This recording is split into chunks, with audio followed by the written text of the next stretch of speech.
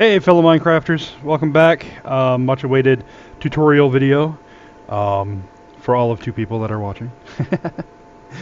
Anyways, in this one I'm going to cover the Tinker's Construct mod and how it interacts with TPPI. Tinker's Construct is one of my top favorites and is one that I'd love to start off with, just for the simple fact that it's so easy to get started, and the end game content for Tinker's Construct is just awesome. So let me get started here with some of the stuff, some of the world gen stuff. These are the awesome ore berries that pop up. Now I have the essence berries twice. They're that awesome. I figured I'd cover them twice here. But we have gold berries, we have copper berries, tin berries, aluminum berries, essence berries, and iron berries. And what these give you is 1 nugget per berry. So let me collect some here just to show you. Now the essence berries, this is the awesome part. They level you up. Awesome for enchanting or, just basic experience-based stuff here. These are also some of the ores. Now you'll notice scattered around the entire world are some gravel ores. And these can be harvested with a shovel. This is one that I have never seen, but is in the pack. I probably would poop myself if I came across this in the world. Right here, the cobalt ore. This is the stuff that spawns in the nether here, cobalt and arterite. You need a special pickaxe to mine that stuff, and I will get to that later. These are your normal ores here: copper ore, tin ore, and aluminum ore. Now, Tinker's Construct is not the only mod that will spawn these in the world, so if your copper, tin, and aluminum ore looks a little different, that's why. Here's another one of my favorites. These are the floating slime islands. Now, of course, I brought one down here onto Earth. Well, as close to Earth as I am, I'm actually way up in the sky. You can't tell. But anyways, you get the slimy grass, liquefied slime, congealed blue slime, and these slime trees, which are awesome. And these slime trees will produce saplings, and you can grow your own slime trees. It's really cool. Slimy grass is the same as normal grass. You break it, and you'll get normal seeds. But anyways, from this liquefied slime, slimes will spawn. So these are the world gen stuff. Now, let me get to some of the basic crafting recipes. This is one that I just recently found out about. I didn't realize was part of the Tinker's Construct mod, but I'm really falling in love with. Tinker's Construct likes to put stuff in slabs, and this is a slab furnace, and this is the basic crafting recipe here. Basically, same as a furnace. Instead of using whole blocks of cobblestone, you use the cobblestone slabs. These are barricades. These are ones that you can barricade yourself around with. You don't have to worry about skeletons or zombies, and it's fairly simple. Just 2 of your standard logs. These are punji sticks. Let me walk on them. See, they hurt me. They also hurt mobs. And all you need is 5 reeds to make punji sticks. Now this right here, this is the core to building with Tinker's Construct. This is a blank pattern, and you make these patterns by just using 2 sticks and 2 planks of wood. You get that. Now this is required for crafting these tool stations. This is a nifty thing you can do with a crafting bench. All you do is put a crafting bench in your crafting window. Could be either the 2x2 or the 3x3, and you get this. Put it again, and you get the slab. Tool station, it's about the same. So, tool station, this is where you craft the special things, but you need to actually have the parts to put them together. And this you create by a crafting bench and a blank pattern, and you get this. Put it in your crafting window again, and you get the slab. This here is our part builder. This is where you put the pattern in, and you put the material in, and out pops the part. Again, blank pattern and a log. Put it again in your crafting window, and you get a slab. It's pretty cool for that compact living, that little space that you want to live in there. So, again, stencil. This is where you actually make the blank patterns. And you do that by putting a blank pattern in with I'm sorry, planks. There we go. And planks. This will give you this. Put it in the crafting window again, and you get a slab. This is where you hold your awesome new crafting patterns. Put a blank pattern and a chest, and get that. Put it in again, and get the slab. And I think, yep, these I will cover later. These are the molds.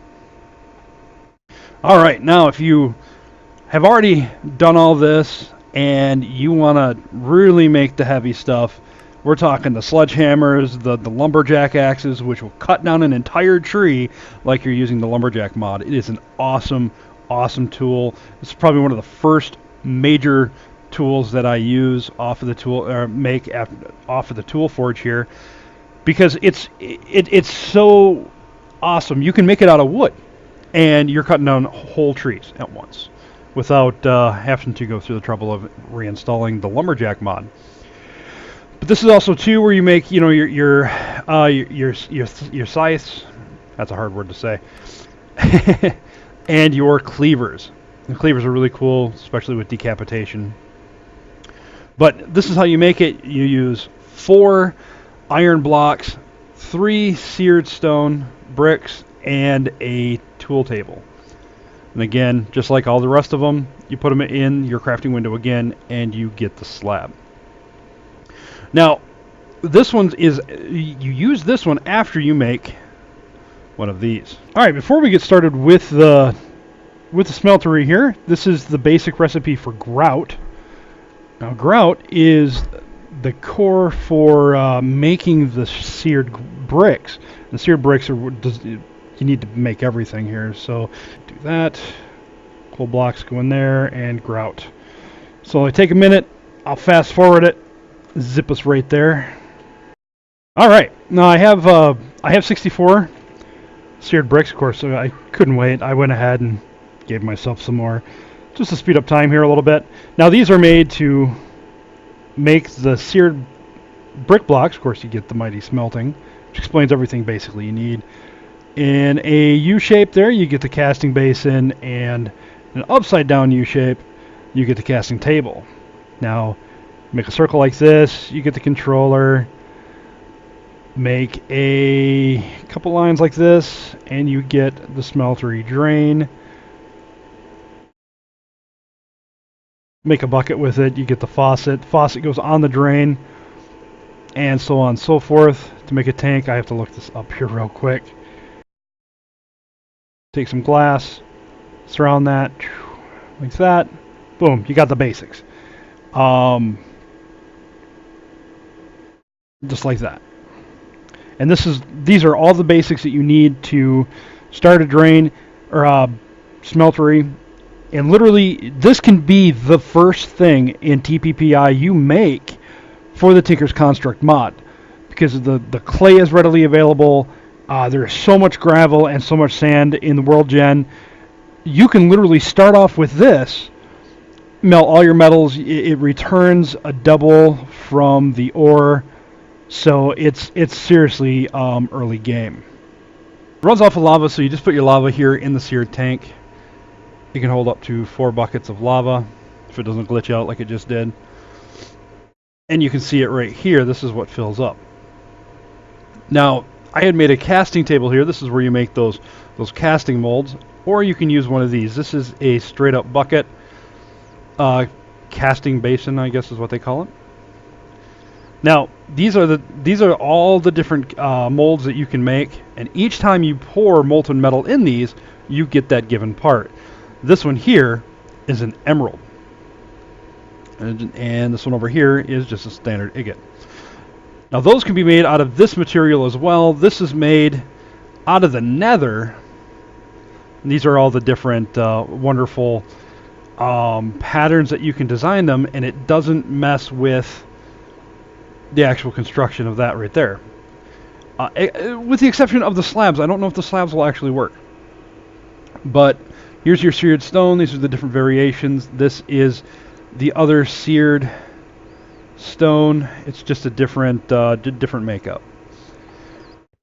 Let me grab some metal here. These are the different metals that you can make with the Tinker's Construct. And I'm going to grab a block or two of aluminum brass. Aluminum brass. Aluminum brass? Aluminum brass. There we go. I had it right the first time. All these tongue twisters.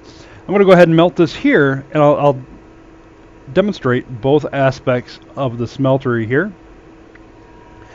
Now, the important thing when building a smeltery is that you have at least a 3x1 area in the inside here. It doesn't work otherwise. I've tried other sizes. I've tried different other builds. But the important thing is the inside, not the outside. As you can see, I don't have this bottom row here is empty along with the sides. But that leaves a lot of customization too that you can do with the smelteries, and I'll show that here in a minute. But this is the casting basin. Granted, if you're already familiar with Tinker's Construct, I'm probably boring you immensely at the moment, but it's all very important. I'll pop that out of there. Oops. Get those out of the way. As this one melts, I will show you how to do this. Now, you can also do this with gold, too. It doesn't have to be aluminum brass. So I'll probably always refer to as aluminum brass. I don't know why. But as soon as this gets done melting here. Now, one of the important things that I didn't realize until recently as well is that all the different things that you can hook up to your smeltery. You don't have to just go with this. You can automate this, which I have in this nice wooden veiled area. All right. So you pour it over your part, and boom, you have your mold. You also pop your part back out of there, which, of course, is going to go into my inventory. Let's move all this stuff into my inventory here. I'll show you my automation. Now, you can stack it. You can go as high as you want, but again, you have to stick with this, with the 3x3 by infinite in the inside. Now, I have this automated. Let's see how much I've actually melted. So I have a full thing of gold. Now, what I have here are the open block clocks. I prefer to use this over the actual timer. Just simply because it seems to be a lot easier, a lot more straightforward. And it'll actually tick out one ingot at a time. Now, one thing I usually do here is I'll have both of these up like this. Well, I also have hoppers under here. This is really cool. As soon as this gets done, it'll pop through the hopper into the chest. But one thing here, let me set this up real quick. Hook up some fluid ducts, and I can move this as a fluid. Nope. Need one of the crescent hammers. Which I don't know why they don't just call it a crescent wrench. But that's fine. I'll put my lever down here. So that way I can just turn that on and it will move all of this fluid into there. And this is good for if I don't have a full hopper or a full basin here. If that doesn't fill up, it's not going to create a block. If that doesn't create a block, then what do? It's kind of stuck in there. Hook up a fluid duct, pump it into your other one, boom, it's done. Now, here I've set up some other things too that you can do with this. This is the first time I've really messed with the seared window and seared glass as tanks, so I'm not sure how that's going to work. But as you can see, I hooked up a extra utilities drum, and I'm pumping the lava into the tanks here. This is another thing here. As you can see, I flip the switch here, and the gold goes into this special casting channel made by Tinker's Construct, and I can hook a pipe up to it. Now, since the pipe is pumping this stuff through, Gotta keep hitting this, or I can just click on the drain itself.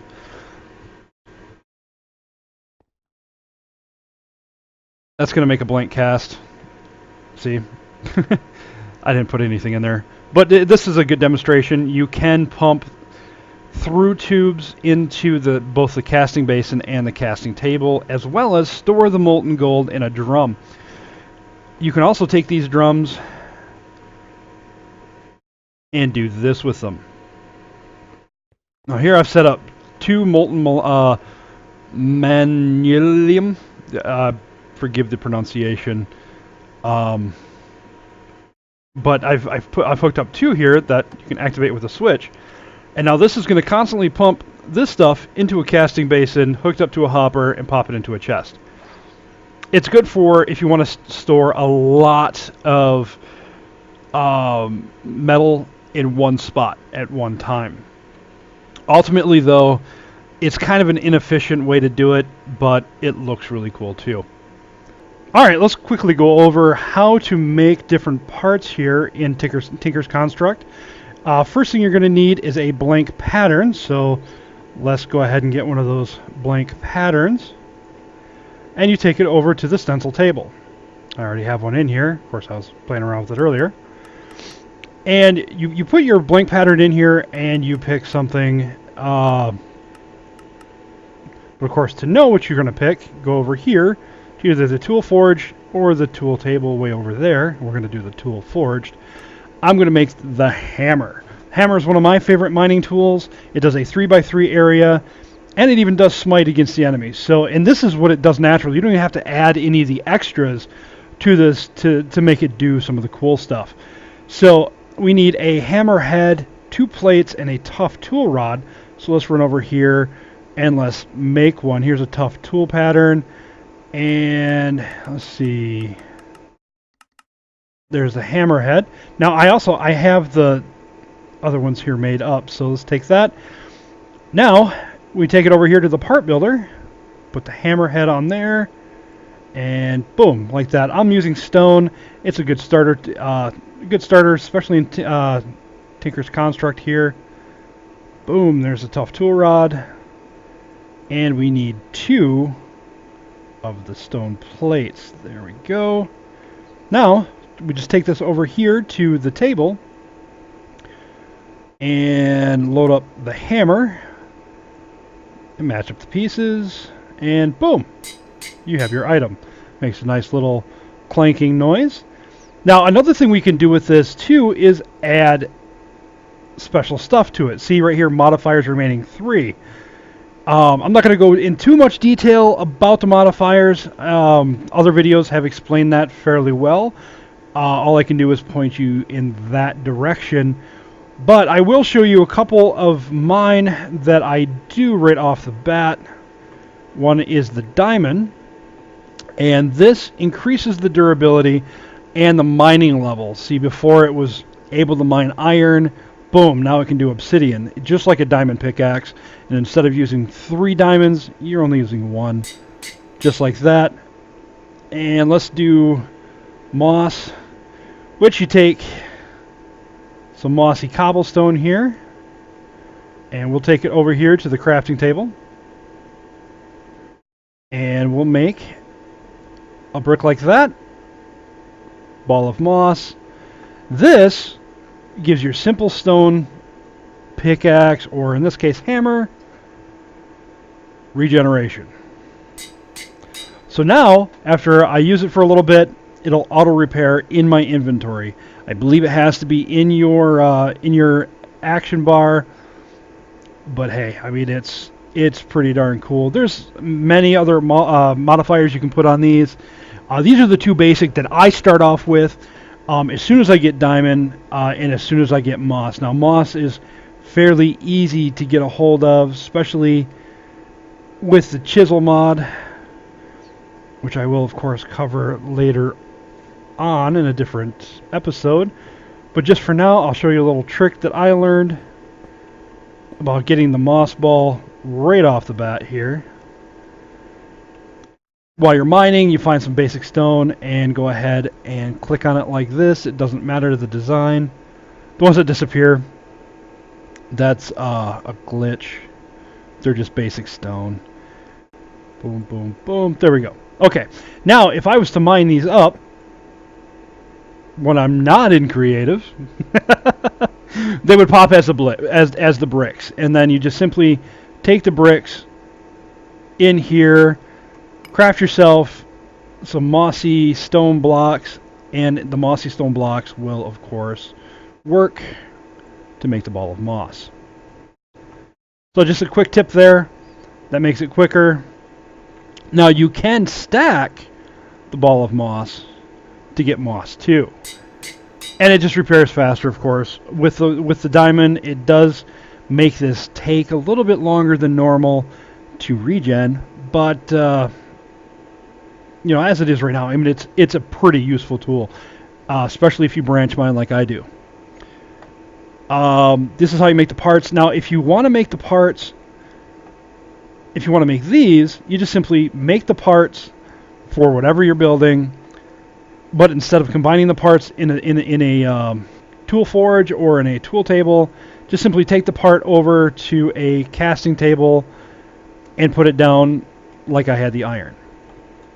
And then that's how you get all of these right here.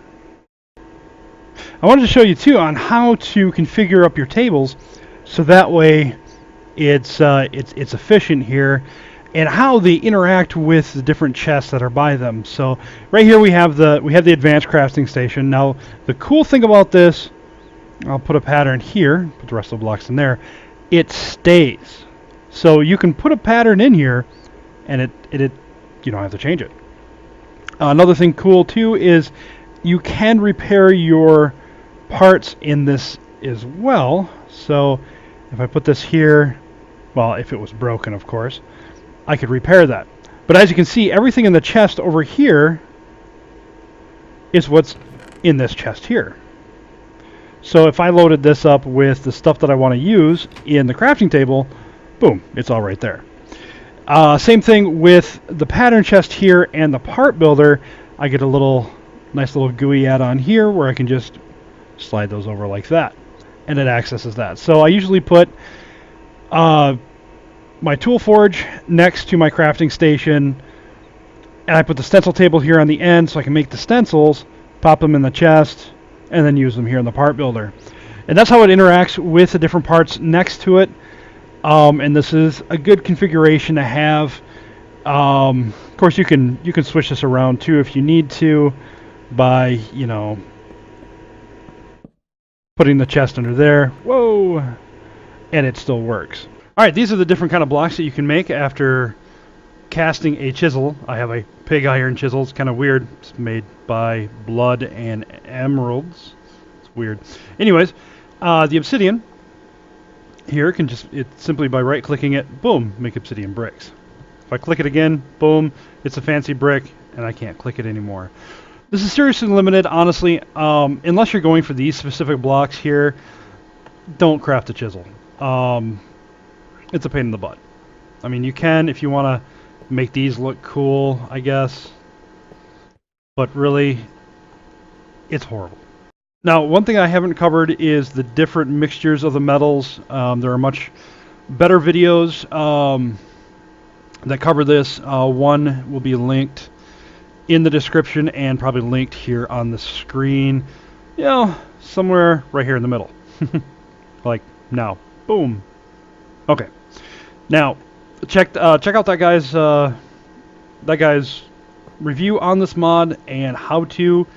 I tell you, it's very informative, and I'm not getting paid to say this. I wish I was. That'll conclude this video. God bless.